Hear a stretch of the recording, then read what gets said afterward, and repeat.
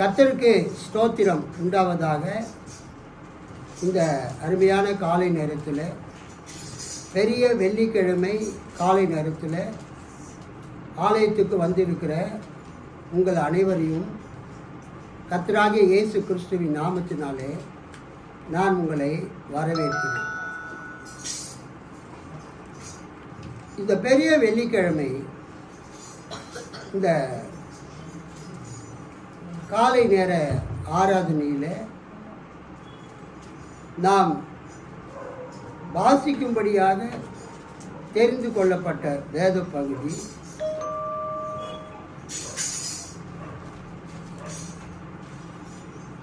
நானே வாசிக்கிறேன். மார்க் 15வது அதிகாரம் 21 முதல் 34 வரை.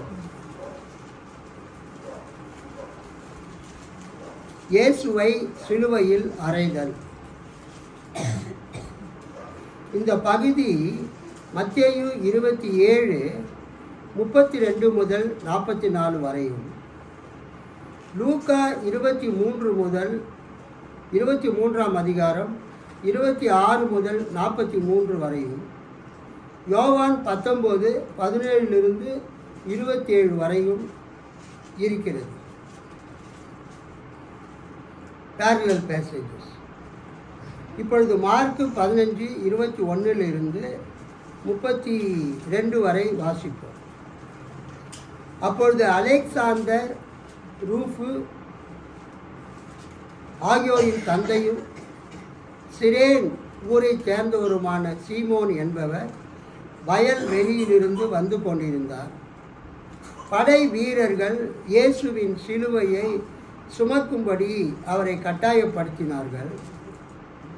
அவர்கள் மண்டை ஓடு என பொருள்படும் கொல்கதாவுக்கு இயேசுவை கொண்டு சென்றார்கள்.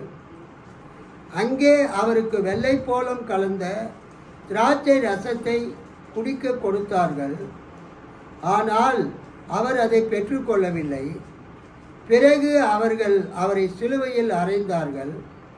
குலுக்கல் முறையில் யாருக்கு எது என்று பார்த்து அவருடைய ஆடைகளை தங்களுக்குள் பங்கிட்டு கொண்டார்கள். அவரை சிலுவையில் அறைந்தபோது காலை 9 மணி. அவரது மரண தண்டனைக்கான காரணத்தை அறிவிக்க யூதரின் அரசன் என்று அவர்கள் எழுதி வைத்தார்கள்.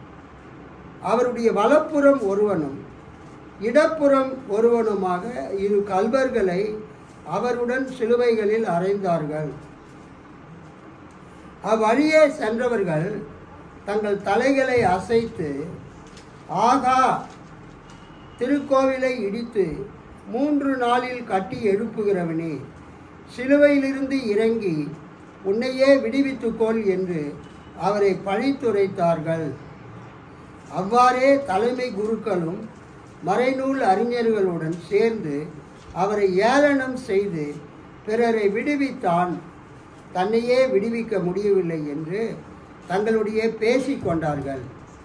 அவர்கள், இஸ்ரேலின் அரசனாகிய மேசியா இப்பொழுது சிலுவையிலிருந்து இறங்கி வரட்டும், அப்பொழுது நாம் கண்டு நம்புவோம் என்றார்கள். அவரோடு சிலுவையில் அறையப்பட்டிருந்தவர்களும் அவரை இகழ்ந்தார்கள். அல்லேலூயா, அல்லேலூயா, அல்லேலூயா. கர்த்தருக்கு ஸ்தோத்திரம் உண்டாவதாக. கிபி 29 அல்லது கிபி 30வது வருஷத்தில் பெரிய வெள்ளிக்கிழமை அன்று இயேசு சிலுவையில் காலையில் 9 மணிக்கு சிலுவையில் அறையப்பட்டார். 25ஆம் வசனம், அவரை சிலுவையில் அறைந்தபோது காலை 9 மணி. இயேசு எப்பொழுது சிலுவையில் அறையப்பட்டார்? காலையில் 9 மணிக்கு. இயேசு சிலுவையில் எப்பொழுது உயிரை விட்டார்? சாயங்காலம் மாலை 3 மணிக்கு. அப்போ மொத்தம் எத்தனை மணி இயேசு சிலுவையில் தொங்கினார்? 6 மணி நேரம். காலை 9 மணியிலிருந்து பகல் 12 மணி வரைக்கும் 3 மணி நேரம். பகல் 12 மணியிலிருந்து மாலை 3 மணி வரைக்கும் 3 மணி நேரம். மொத்தம் 6 மணி நேரம் இயேசு சிலுவையிலே தொங்கினார். அல்லேலூயா சொல்லாமா? சிலுவை மரணம் ஒரு கொடூரமான மரணம்.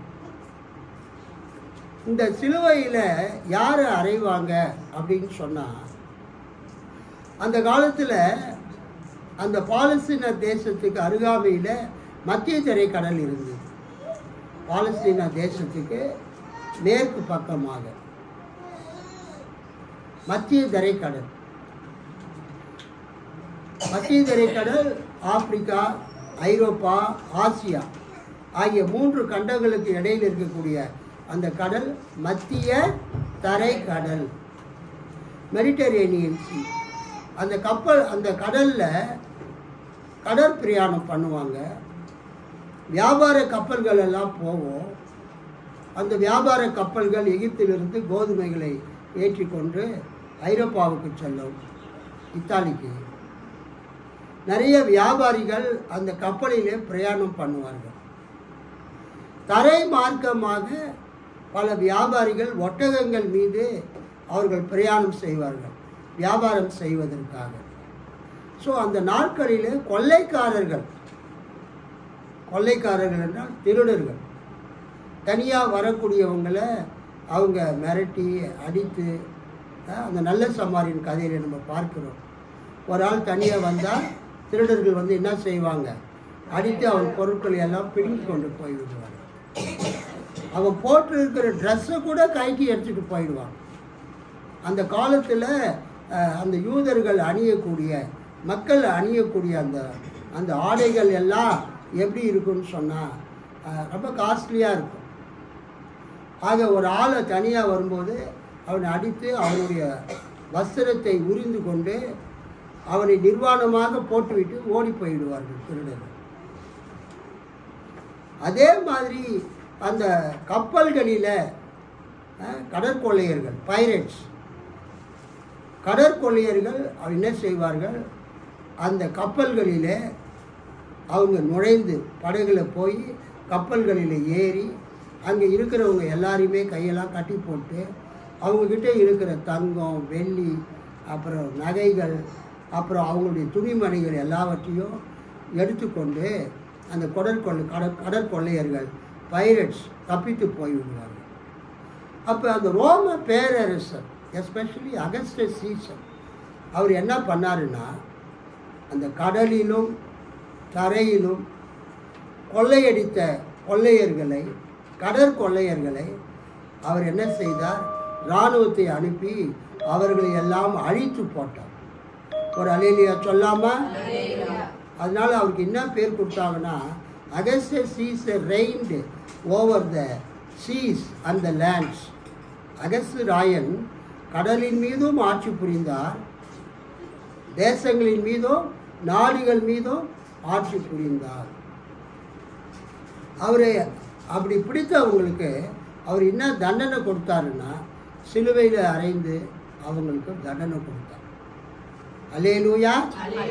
ஏன் அவங்களை சிலுவையில் அறைந்து தண்டனை கொடுத்தாருன்னா, சிலுவையில் அறைந்து தொங்க விடும்போது அவங்க கழுத்திலேயோ அல்லது அவங்க சிலுவைக்கு மேலேயோ ஒரு போர்டு வைப்பாங்க, பலகை. இவன் கடற்கொள்ளையன், இவன் கொள்ளைக்காரன், இவனுக்கு இந்த தண்டனை வழங்கப்பட்டது என்று அவங்க அந்த போர்டு வைப்பாங்க. அப்போ குற்றவாளிகளுக்கு தான் தண்டனை கொடுக்கப்பட்டது. யாருக்கு கொடுக்கப்பட்டது? குற்றவாளிகளுக்கு, கிரிமினல்ஸ், பைரேட்ஸ். அடுத்ததாக இந்த சிலுவை தண்டனை யாருக்கு கொடுக்கப்பட்டது என்றால், தேசத்துக்கு விரோதமாக சதி பண்றவங்களுக்கு, தேசத்துக்கு விரோதமாக சதி பண்றவங்களுக்கு தண்டனை கொடுக்கப்பட்டது. என்ன தண்டனை கொடுக்கப்பட்டது? சிலுவையில் அறையப்படக்கூடிய தண்டனை. அப்ப சிலுவையில் யார் அறைவாங்க? தேசத்துக்கு விரோதமா, ராஜாவுக்கு விரோதமா, தேசத்திலே கலகத்தை தூண்டும்படியா, சண்டையை மூட்டும்படியா, யாரெல்லாம் தேசத்துக்கு விரோதமா கிரியை செய்கிறாங்களோ அவங்களுக்கு அந்த தண்டனை கொடுக்கப்பட்டது. அந்த தண்டனைக்கு என்ன பேருன்னா செடிஷன், SEDITION, செடிஷன். செடிஷன் என்றால் தேச துரோக குற்றச்சாட்டு. செடிஷன் என்றால் என்ன? தேச துரோக குற்றச்சாட்டு. ராஜாவுக்கு விரோதமாக ராஜாவை அசாசினேட் பண்ணிவிட்டு, ராஜாவை படுகொலை செய்துவிட்டு அந்த பதவியை கைப்பற்ற முயற்சி செய்வது அது தேச துரோக குற்றச்சாட்டு. அப்படி ராஜாவுக்கு விரோதமாக, ரோம பேரரசுக்கு விரோதமாக அந்த ஆட்சியை கவிழ்ப்பதற்கு யாரெல்லாம் முயற்சி எடுக்கிறாங்களோ அவங்கள என்ன பண்ணுவாங்கன்னா சிலுவையில் அறைஞ்சு சாகடிப்பாங்க. சிலுவையில் அறைஞ்சி சாவடிப்பாங்கன்னா என்ன அர்த்தம்னா, அது ஒரு நாளில் ஏற்படக்கூடிய மரணம் அல்ல. ஒரு ஆளை பிடித்து நன்றாக அடித்து, அடிமையாக இருந்தால் வாரினால் அடிப்பார்கள். அடிமையாக இருந்தால் எதால் அடிப்பாங்க? வாரினால் அடிப்பாங்க. அது தோல் ஒரு ஒரு நம்ம சாட்டை சொல்கிறோம் இல்லையா, அந்த சாட்டை மாதிரி இருக்கும். அதில் வந்து நிறையா அந்த தோலினால் செய்யப்பட்ட அந்த வாருங்க இருக்கும். அது நுனியில் எலும்பு துண்டு, இரும்பு துண்டு, அது மாதிரி நல்ல கூரிய அந்த உருண்டைகள் எல்லாம் கட்டி அதால் அடிப்பாங்க. அப்போ ஒரு ஆள் அடிக்கும்போது அவர் முதுகெல்லாம் கிழிந்து பிக்கப்பட்டு ரத்தம் கீழே வடியும். அடிமைகளுக்கு வாரினால் அடிப்பாங்க. ரோம குடிமகனாக இருந்தால் அவனை வந்து கம்பினால் அடிப்பாங்க, மிலாட்டினால் அடிப்பாங்க. ஒரு அலேலுயா சொல்லாமா? ஸோ அவங்க அந்த சிலுவையில் தொங்கும்போது அந்த ரோட்டில் போகிறவங்க வரவங்க எல்லாருமே பார்ப்பாங்க. அவங்க செஞ்ச குற்றம் வந்து அங்கே எழுதப்பட்டிருக்கும், தேச துரோக குற்றம். மூன்றாவது யாரை சிலுவையில் அறைவாங்கன்னா, அந்த காலத்தில் பெரிய பெரிய பண்ணையார்கள், ஜமீன்தார்கள், பெருநிலக்கிழார்கள் போல அந்த ஒரு சொசைட்டி அந்த காலத்தில் இருந்தது. பெரும் பணக்காரர்கள், அவங்கக்கிட்ட 500 பேர் 1000 பேர் அடிமைகள் இருப்பாங்க. அடிமைகள் என்றால் அவங்களுக்கு எந்த சுதந்திரமும் கிடையாது. அவங்க வேலை செய்கிற வீட்லேயே அவங்க தங்கிக்கணும், அங்கேயே அவங்க கொட்டா போட்டு தங்கிக்கணும். அவங்க மனைவி, அவங்க பிள்ளைங்க எல்லாமே காலங்காலமாக அந்த எஜமானுக்கு அவங்க என்ன பண்ணணும்? அடிமையாக இருக்கணும். நம்ம தமிழ்நாட்டில் ஏற்கனவே இந்தியாவெல்லாம் ஜமீன்தார் முறை இருந்தது. அந்த ஜமீன்தார்கள்கிட்ட நிறைய அடிமைகள்லாம் இருந்தாங்க. அது மாதிரி அடிமைகளாக அவங்க இருந்தாங்க. அப்போ சில அடிமைகள், இந்த வாலிபமான பிள்ளைங்க என்ன பண்ணுவாங்க? அவங்களால என்ன பண்ண முடியாது? வேலை செய்ய முடியாது. அதுக்காக அவங்க என்ன பண்ணுவாங்கன்னா, கர்த்தருக்கு ஸ்தோத்திரம், அந்த அடிமை வேலையிலிருந்து அவங்க தப்பித்து என்ன செய்வாங்க? வேற ஒரு ஊருக்கு ஓடி போயிடுவாங்க. வேற ஒரு ஊருக்கு ஓடி போயிடுவாங்க. இப்போ ஒனேசிமு அப்படின்னு ஒரு பையன், வாலிப பையன் பிலமோன் கிட்ட இருந்தான். அவன் தப்பிச்சு அந்த எஜமானை விட்டு ஓடி போய்விட்டான்.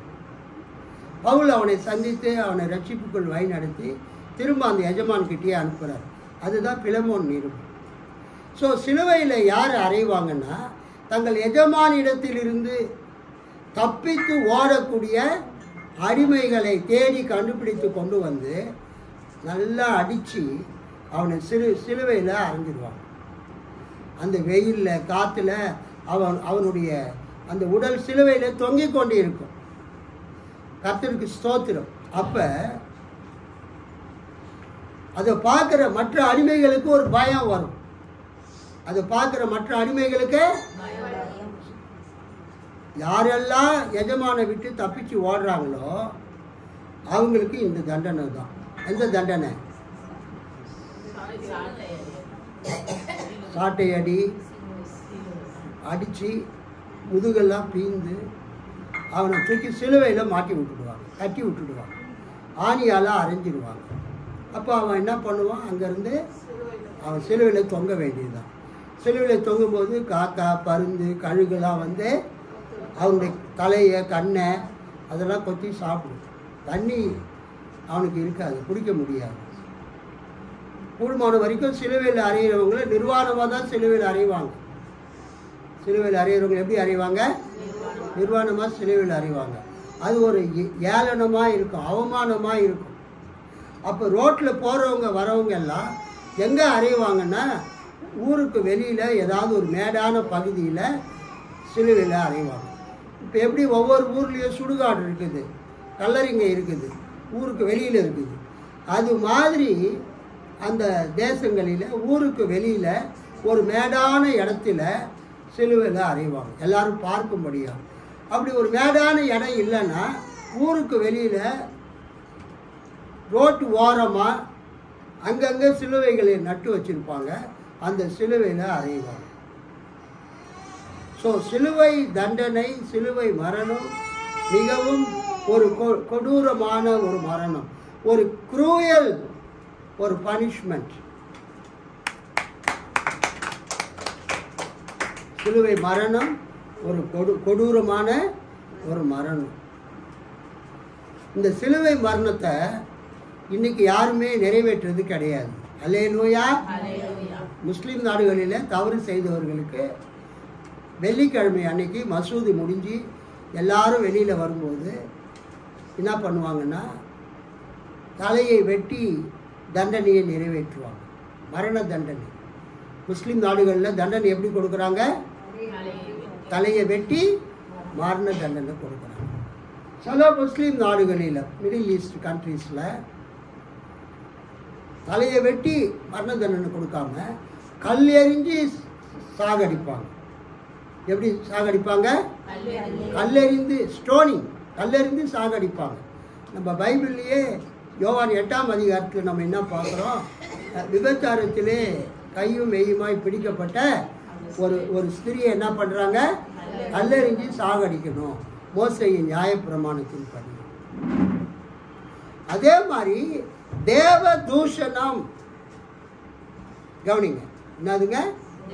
தேவ தூஷணம். தேவனுக்கு விரோதமா யார் தூஷணமா பேசுறாங்களோ அவங்கள கல்லெறிஞ்சி சாகடிப்பாங்க. யோவான்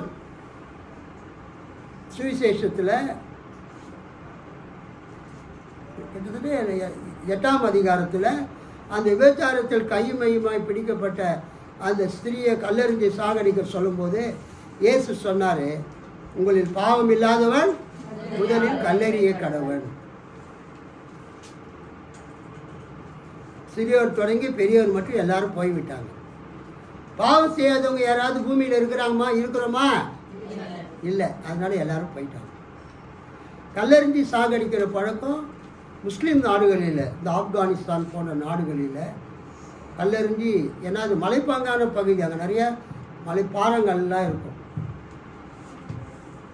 அவங்க எப்படி கொடுக்குறாங்கன்னா கொஞ்சம் பள்ளம் தோண்டி அந்த பள்ளத்தில் ஒரு ஆணியோ பெண்ணையோ இறக்கிடுவாங்க. இறக்கிட்டு அவங்க கழுத்துக்கு மேலே தலை தெரிகிற மாதிரி வச்சுட்டு அது மேலே கல்லை போட்டு அடித்து அவங்க சாகடித்து ஒரு கற்கூவியில் குதிச்சுக்குவாங்க. ஸோ மரண தண்டனைகள் பல விதங்களில் வழங்கப்பட்டது. முஸ்லீம் நாடுகளிலே அந்த விபச்சாரம், அப்புறம் கொலை, அப்புறம் திருட்டு, இது மாதிரி தப்பு செஞ்சவங்கள, அப்புறம் அந்த முகமது நபிக்கு விரோதமாக பேசினவங்கள, குரானுக்கு விரோதமாக பேசினவங்கள அவங்க என்ன பண்ணுறாங்க? கல்லெறிஞ்சி சாகடிக்கிறாங்க, அல்லது தலையை வெட்டி அவங்க சாகடிக்கிறாங்க. ஆனால் இயேசு கிறிஸ்துவின் நாட்களில் கல்லெறிந்து சாகடிக்கிற பழக்கம் யூதர்கள் மத்தியில் இருந்தது.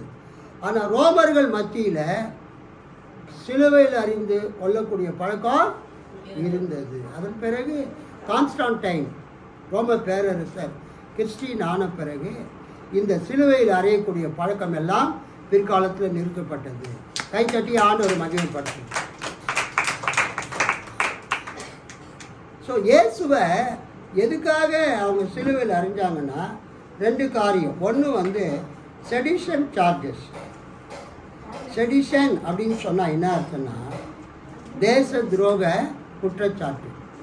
அரசர் இருக்கும்போது தன்னை அரசன் என்று யாராவது சொன்னால் அது அரசனுக்கு விரோதமான காரியம், தேச துரோக குற்றச்சாட்டு. 2வது, இயேசுவை அவங்க ஏன் சிலுவையில் அறைஞ்சாங்கன்னு சொன்னால் இயேசு தன்னை தேவகுமாரன் என்று சொன்னார். இயேசு தன்னை என்னன்னு சொன்னாரு? தேவன், தேவகுமாரன். ஸோ 2 காரியத்துக்காக இயேசுவை சிலுவையில் அறைஞ்சாங்க. Jesus was crucified on the charges of blasphemy and sedition. படிங்க மத்தேயு 26:65-66. ஒருத்தர் படிங்க. அப்பொழுது பிரதான ஆசாரியன் தன் வஸ்திரங்களை கிழித்துக் கொண்டு இவன் தேவதூஷணம் சொன்னான். இனி சாட்சிகள் நமக்கு வேண்டியதென்ன? இதோ இவன் தூஷணத்தை இப்பொழுது கேட்டீர்களே, உங்களுக்கு என்னமாய் தோன்றுகிறது என்று கேட்டான். அதற்கு அவர்கள், மரணத்துக்கு பாத்திரனாய் இருக்கிறான் என்றார்கள். போதும். இயேசுவை அவர்கள் கொல்வதற்கு தீர்மானிக்க முதல் காரணம், இயேசுவின் மீது தேவ தூஷண குற்றச்சாட்டை சுமத்தினார்கள்.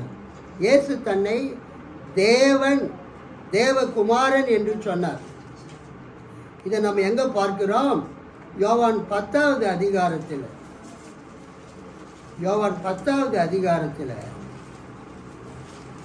அவங்க சொல்லுவாங்க, நீ மனிதனாய் இருக்க உன்னை தேவனுடைய குமாரன் என்று சொல்லி உன்னை தேவனுக்கு சமமாக்கினபடியினால் நாங்கள் உம்மை கல்லறிய போகிறோம் அப்படின்னு அவங்க சொல்றதை நம்ம பார்க்கிறோம்.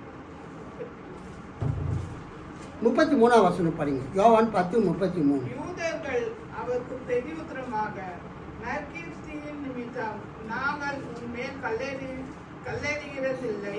நீ மனுஷனாய் இருக்க உன்னை தேவன் என்று சொல்லி இவ்விதமாக தேவதூஷணம் சொல்லுகிறபடியினால் உன்மேல் கல்லெறிகிறோம் என்றார்கள்.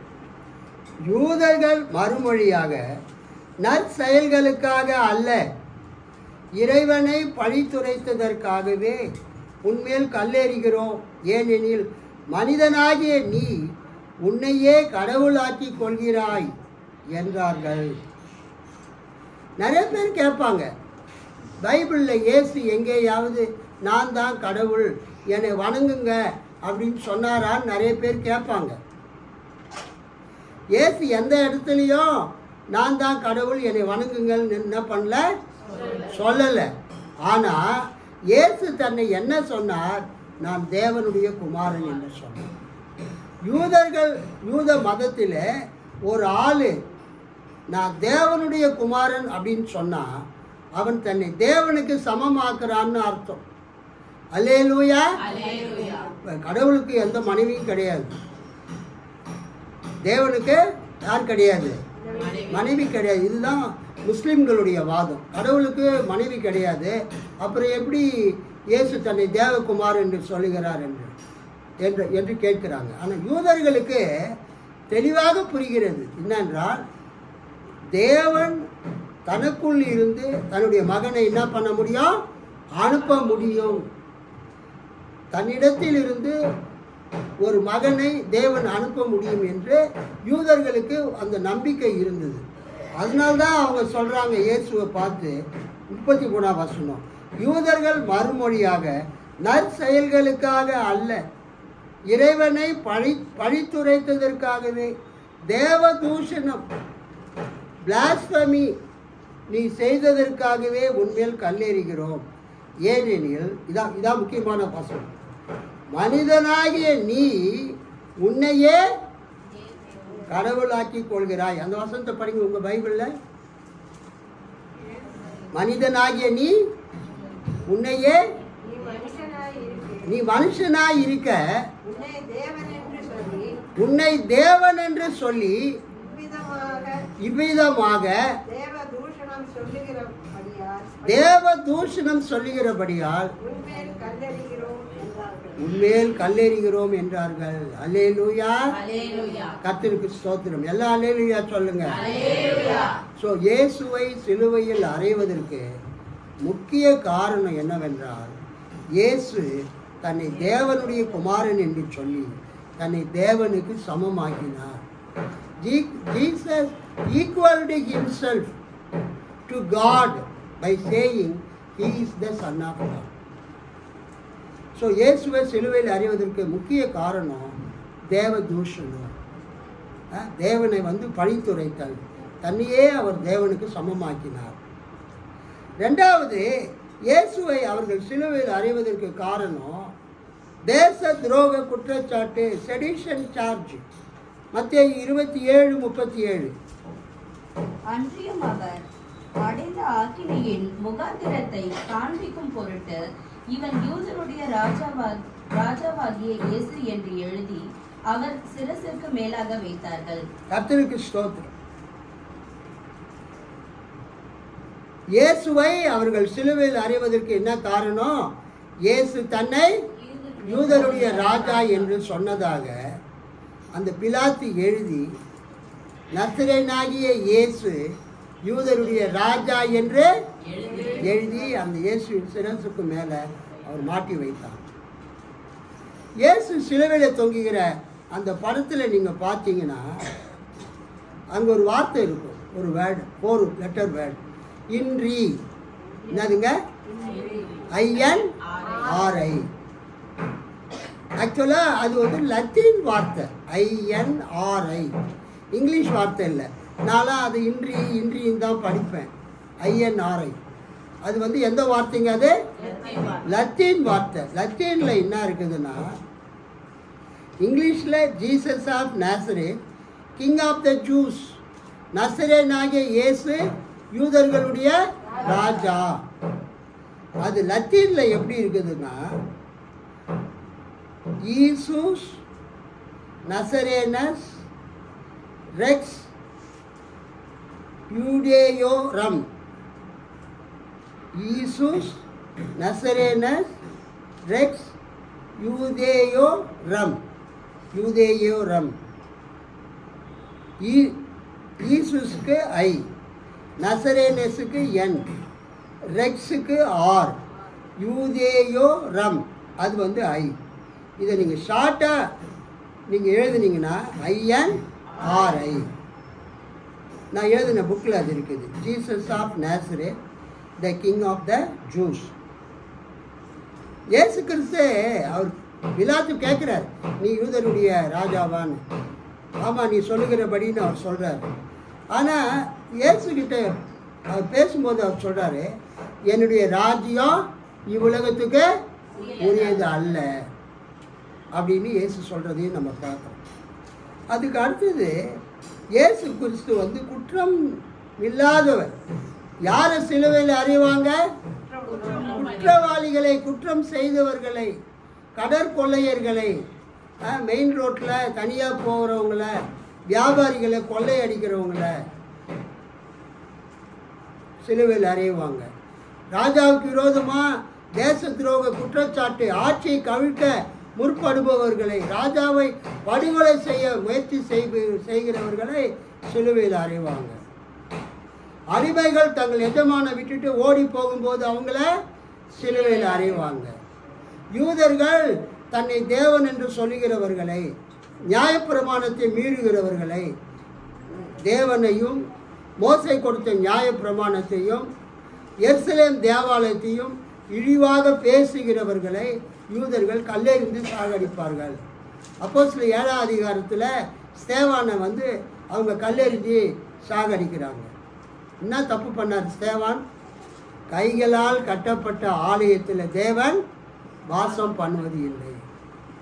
கைகளால் கட்டப்பட்ட ஆலயத்தில் தேவன் வாசம் பண்ணுவது இல்லை அப்படின்னு சொன்னதுனால யூதர்களுக்கு கோபம் வந்துவிட்டது.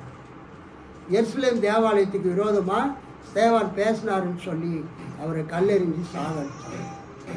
ஸோ இயேசு கிறிஸ்துவ சிலுவையில் அறிஞ்சாங்களே, அவர் என்ன மிஸ்டேக் பண்ணார், அவர் என்ன தப்பு பண்ணார், அதை பற்றி என்ன பார்க்குறோம். அவர் எந்த தவறும் செய்யவில்லை. The innocence of the Lord was testified by 4 people. இயேசு கிறிஸ்துவினுடைய அந்த பாவமற்ற தன்மை, பாவம் செய்யாத தன்மை, குற்றம் செய்யாத தன்மை, the innocence of the Lord was testified by 4 people. ஒன்று, பிலாத்துவின் மனைவி இயேசு குற்றம் செய்யாதவர் என்று சாட்சி கொடுக்கிறார். மத்தேயு 27:19 ஒருவர் படிங்க. நியாயஸ்தானத்தில் உட்கார்ந்திருக்கையில் அவனுடைய மனைவி அவன் இடத்தில் ஆள் அனுப்பி, நீ அந்த நீதிமானை ஒன்றும் செய்ய வேண்டாம், அவர் நிமித்தம் இன்றைக்கு சொப்பனத்தில் வெகு பாடுபட்டேன் என்று சொல்ல சொன்னார். பாருங்க, பிலாத்துவினுடைய மனைவி பிலாத்துக்கிட்ட என்ன பண்றா? சொல்லி அனுப்புறா. ரோமர்கள், ரோம பேரரசர் ரோமாபுரியில் இருப்பார். ஆனால் அவருடைய பேரரசு ஆப்பிரிக்காவில் சகாரா பாலைவனம் வரைக்கும். அவருடைய பேரரசு ஆசியாவில் அந்த யூப்ரட்டிஸ், டைக்ரிஸ் அந்த நதிகள் இருக்கக்கூடிய ஈரான், ஈராக்கு அந்த பகுதிகள் வரைக்கும். வடக்கில் அவங்க பேரரசு ஆர்க்டிக் மகா சமுத்திரம் வரைக்கும், இங்கிலாந்து, அந்த யுனைடெட் கிங்டம் அந்த ஏரியாவெல்லாம் ரோமர்கள் ஆட்சி புரிஞ்சாங்க. அந்த பேரரசர் எங்கே இருப்பாருன்னா ரோமாபுரியில் இருப்பார். அல்லேலூயா. அவர் எப்படி ஆட்சி புரிவாருன்னா, தங்களுக்கு சாதகமாக, தங்களுக்கு விசுவாசமாக யார் இருக்கிறாங்களோ அவங்கள ஒவ்வொரு பகுதியிலும் ஆட்சியாளர்களாக நியமிப்பார். அல்லேலூயா. They will appoint the kings in every region of the world. ஒவ்வொரு பகுதியிலையும் அரசர்களை அவங்க நியமிப்பாங்க. சில முக்கியமான பிரச்சனைக்குரிய ஏரியாவில் தங்கள் சொந்தக்காரங்களை நியமிப்பாங்க. அல்லேலூயா. அந்த ரோம பேரரசு வாஸ்ட் எம்பையர், மிகப்பெரிய பேரரசு. 3 கண்டங்களிலே இருந்தது. வடக்கே ஆர்க்டிக் மகா சமுத்திரம் முதல் தெற்கே சகாரா பாலைவனம் வரைக்கும், கிழக்கே அந்த ஈரான், ஈராக் அதெல்லாம் தாண்டி இந்தியா எல்லை வரைக்கும் அவங்க ஆட்சி புரிஞ்சாங்க. அப்போ அவங்க என்ன பண்ணுவாங்க, ஒவ்வொரு ஏரியாவிலையும் தங்களுக்கு கப்பம் கட்டக்கூடிய, தங்களுக்கு கீழ்ப்படியக்கூடிய மன்னர்களை அவங்க மன்னர்களாக நியமிப்பார்கள். சில பிரச்சனைக்குரிய இடத்துல யாரை நியமிப்பாங்க? தங்கள் உறவினர்களை அந்த ஆட்சியாளர்களாக நியமிப்பார்கள், கவர்னராக நியமிப்பாங்க. இப்போ யூதேயா, அந்த கலிலேயா, சமாரியா, இதுமேயா, பெரேயா அந்த பகுதி தான் பாலஸ்தீனம் என்று அழைக்கப்பட்டது இயேசு கிறிஸ்துவின் காலத்தில். அந்த பாலஸ்தீனத்தில் எப்போதுமே புரட்சி நடந்து கொண்டு இருக்கும். ரோம பேரரசருக்கு விரோதமாக அந்த மக்கள் என்ன செய்வாங்கன்னா போராட்டம் பண்ணிக்கிட்டே இருப்பாங்க. அந்த போராட்டத்தை அடக்குவதற்காக ரோம பேரரசர் என்ன செய்வார்? சீசர் தன்னுடைய உறவினர்களை அங்கே என்ன பண்ணுவார்? கவர்னராக, ஆளுநராக நியமிப்பார். இந்த பொந்தி பிலாத்து இருக்கார, பாண்டியஸ் பைலேட், அவரும் அந்த சீசருடைய உறவினர் தான். அதை விட முக்கியமானது, அந்த பொந்தி பிலாத்தினுடைய மனைவி இருக்கிறாங்க இல்லையா, அந்த மனைவி சீசருக்கு ரொம்ப நெருக்கமானவங்க. ஒரு அல்லேலூயா சொல்லுங்க. அந்த ரோம பேரரசருடைய நெருக்கமான உறவினர் யாரு? பொந்தி பிலாத்துவினுடைய மனைவி. ஸோ புருஷனை விட யாருக்கு தான் ரொம்ப பவர் அதிகம்? மனைவிக்கு தான் ரொம்ப பவர் ஜாஸ்தி, அதிகம். இந்த அம்மா சொன்னால் அந்த சீசர் உடனே கேட்பார். பிலாத்து சொல்கிறத விட யாருடைய பேரரசர் கேட்பார்? பிலாத்துவின் மனைவி. ஏன்னா மனைவி அந்த பேரரசருக்கு, சீசருக்கு ரொம்ப நெருங்கிய உறவினர். ஸோ அதை நீங்கள் புரிஞ்சுக்கிட்டாதான் அந்த அம்மா சொல்லி அனுப்புகிறாங்க, ஏங்க நீங்கள் அவருக்கு ஏதாவது தீங்கு செஞ்சிடாதீங்க. யாருக்கு தீங்கு செஞ்சிடாதீங்க? இயேசுவுக்கு. பிலாத்து மனைவி சொல்லி அனுப்புகிறான். அவர் ஒரு நீதிமான். நான் அவரை பற்றி நைட்டு ஒரு சொப்பனம் கண்டேன், என்னால் அப்புறம் தூங்கவே முடியல. அதனால இந்த யூதர்கள் அவர் மேலே பொறாமப்பட்டு அவரை சிலுவையில் அறையணும் கத்திட்டு இருக்கிறாங்க. நீங்கள் அவங்க பேச்செல்லாம் கேட்காதீங்க. அவர் ஒரு நீதிமான். அந்த அம்மா தன் பவரை யூஸ் பண்ணுறாங்க புருஷங்கிட்ட. ஏன்னா பிலாத்துக்கே தெரியும், நம்மளை விட நம்ம ஒய்ஃப் தான் ரோம பேரரசருக்கு ரொம்ப வேண்டியப்பட்டவங்க. பட் இருந்தாலும் யூதர்கள் ரொம்ப நெருக்கடி கொடுத்ததுனால பிரதான ஆசாரியர், வேத பாரகர்கள்லாம், ஜனத்தின் மூப்பர்கள்லாம் ரொம்ப தொந்தரவு பண்ணதுனால அவர் சொல்லிட்டாரு, இவனிடத்தில் நான் ஒரு குற்றத்தையும் காணவில்லை. கடைசியில் அவர் என்ன பண்ணுறார்? தண்ணியை வரவழைச்சு கையை கழுவி, இந்த மரணத்துக்கும் இந்த பாவத்துக்கும் எனக்கும் சம்பந்தம் கிடையாதுன்னு சொல்லிடுறார். அதுக்கு அடுத்தது இயேசுவினுடைய அந்த புனித தன்மை, குற்றமற்ற தன்மை பிலாத்து மனைவி சொல்கிறாங்க, பிலாத்துவே சொல்றாரு. மத்தேயு 27:24 படிங்க. கலகம் அதிகமாகிறதே அல்லாமல் கலகம் கலகம் கலகம் கலகம் அதிகமாகிறதே அல்லாமல் தன் பிரயத்தனத்தினாலே பிரயோஜனம் இல்லை என்று பிலாத்து கண்டு தண்ணீரை அள்ளி ஜனங்களுக்கு முன்பாக கைகளை கழுவி, இந்த நீதிமானுடைய இரத்த பழிக்கு நான் குற்றமற்றவன், நீங்களே பார்த்துக் கொள்ளுங்கள் என்றான். ஒரு அல்லேலூயா சொல்லாமா? பிலாத்து என்ன சொல்றாரு?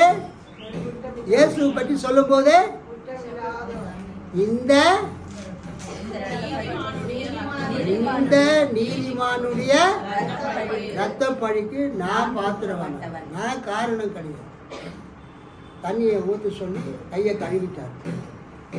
அப்படின்னா என்ன அர்த்தம்னா, நீங்கள் ஷேக்ஸ்பியருடைய மேக்பெத் அந்த நாவலில் வரும். அந்த அந்த அரசனை அந்த மேக்பெத் அந்த ஸ்டோரியில் கொலை பண்ணிடுவான் ஒருத்தன் மனைவி பேச்சை கேட்டு. அப்போ என்ன ஆகுன்னா, அவன் கையில் ரத்தம் இருக்கும். அவன் போயிட்டு கை கழுவுவான். ரத்தம்லாம் போயிடும். ஆனால் பார்த்தா கையில் ரத்தம் இருக்கிற மாதிரி இருக்கும். திரும்பவும் கழுவுவான். ரத்தம் போயிடும். ஆனால் திரும்ப பார்த்தா கையில் ரத்தம் இருக்கிற மாதிரி இருக்கும். அப்போ அவன் சொல்லுவான், there is no water in the world to wash my hands. என் கையில் இருக்கிற ரத்தத்தை கழுவும்படியா இந்த உலகத்தில் இருக்கிற எல்லா தண்ணியை வச்சு நான் கழுவுனாலும் அந்த ரத்தம் போக மாட்டேன் என்கிறது. there is no water in the world to wash my hands.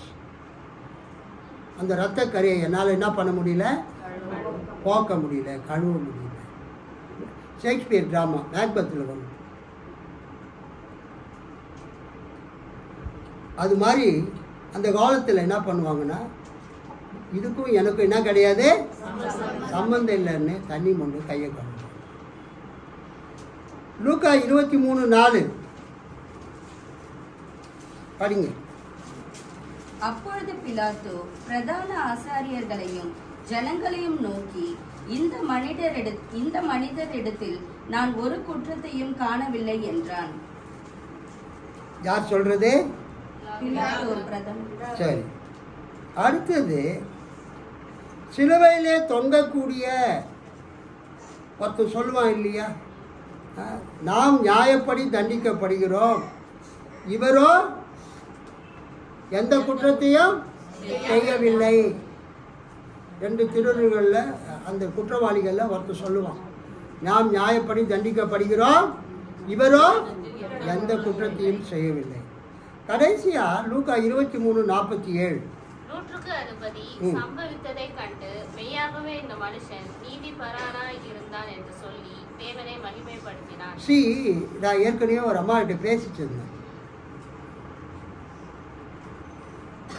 அவங்க ஃபாரின்லாம் போயிட்டு வந்தவங்க. அப்போ அவங்க சொன்னாங்க, ஏன் ரோமன் கேத்தலிக் சர்ச்சில் சிலுவையும் அந்த சிலுவையில் இயேசு தொங்குற மாதிரி அந்த படம் இருக்குதுன்னா,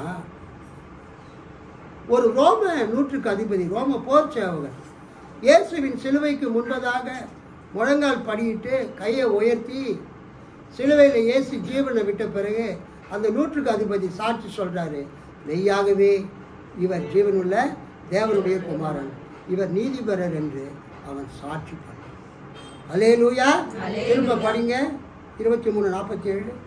நூற்றுக்கு அதிபதி சம்பவித்ததை கண்டு, இயேசு சிலுவையில் மரித்ததை கண்டு, மெய்யாகவே இந்த மனுஷன் நீதிபரனாய் மெய்யாகவே இந்த இயேசுவாகிய இந்த மனுஷன் நீதிபரராய் இருக்கிறார். He is a man of justice. நீதியுள்ளவர், குற்றமற்றவர் என்று அந்த நூற்றுக்கு அதிபதி சாட்சி சொன்னார். அவன் he fell down on his knees, முழங்காலில் கீழே விழுந்துட்டான். கைகளை உயர்த்தி கத்தருக்கு நேரா அவன் சாட்சி சொன்னான். என்ன சாட்சி சொல்றான்? மெய்யாகவே இவர் நீதிபரர். ஸோ இந்த காலை நேரத்தில் இயேசுவை 4 பேர் சாட்சி சொல்றாங்க. யார் யார் சாட்சி சொல்றாங்க? பிலாத்துவின் மனைவி, பிலாத்து, சிலுவையில் மரித்து கொண்டிருக்கக்கூடிய அந்த கல்வர்களில் ஒருவன், நூற்றுக்கு அதிபதி, இயேசு குற்றமற்றவர். ஆனால் ஏன் இயேசு சிலுவையில் அறிந்தாங்க? இயேசு சிலுவையில் மரிக்க வேண்டும் என்பது தேவனுடைய சித்தம். ஆகவே இயேசு சிலுவையில் மரித்தார். இந்த நாளிலே இயேசுவின் 7 வார்த்தைகளை நாம் சுருக்கமாக தியானிக்கப் போகிறோம். கர்த்தருக்கு ஸ்தோத்திரம்.